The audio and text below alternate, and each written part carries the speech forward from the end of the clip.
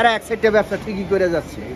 আমি চাই যে সূক্ষ্ম একটা অভিযান হোক, যাতে এই ধরনের আর দুঃসাহস না পায় সবাই, যাতে ব্যক্তিগত ব্যাপার, কিন্তু আপনাদের এখানে তার এই ফার্মের জন্য চলাফেরায় কষ্ট হচ্ছে কিনা বা আদার্স? হ্যাঁ অবশ্যই হয়েছে।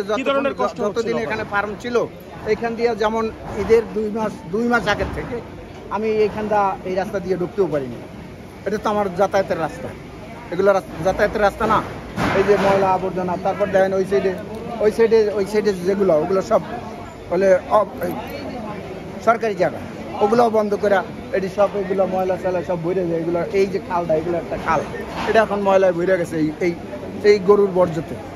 এগুলো কি অসুবিধা না? এগুলো সবাই অসুবিধা, শুধু আমার একা না। ধন্যবাদ স্যার।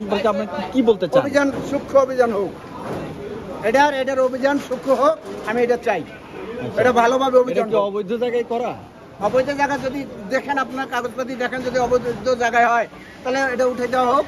আচ্ছা, আপনারা কি কখনো কোথাও কোনো অভিযোগ দিয়েছিলেন আগে? সাধারণ ওনারে সার্ভ করেছি। এখন যেমন মিডিয়া এত আইসে, লোকজন আসছে, এখন দেখবেন বাইরে বাচ্চা কেউ সাধারণ কথা বলতে পারেন না। হ্যাঁ, হুমকি তো না, উনি ওই রকম প্রভাবশালী, উনি ব্যবসা করছে, বিভিন্ন রকম মানুষ ওনারে ওরকমই করছে। কিন্তু আজকের দিনে তো মানুষ স্থানীয় আশেপাশে বাসা বলে এই জায়গা জমি অনেক সময় কথা কাটাকাটি হয়, বিবাদ হয়, কিংবা অনেক সময় বলে যে অবৈধ জায়গা, এমন কোনো ধরনের ঘটনা আপনাদের সংগঠিত ঘটেছিল কিনা? আমরা আগে একবার জানি যে এগুলো এখানে থাকবে না, তারপর এগুলো কিভাবে বস্তি করতেছে, ব্যবসা করতেছে, কিন্তু এই জিনিসটা কিভাবে সম্ভব? সমাজ এটা কখনো অ্যাকসেপ্ট করি না, কখনো মানতে পারি না। এটা খুবই দুঃখজনক বিষয়।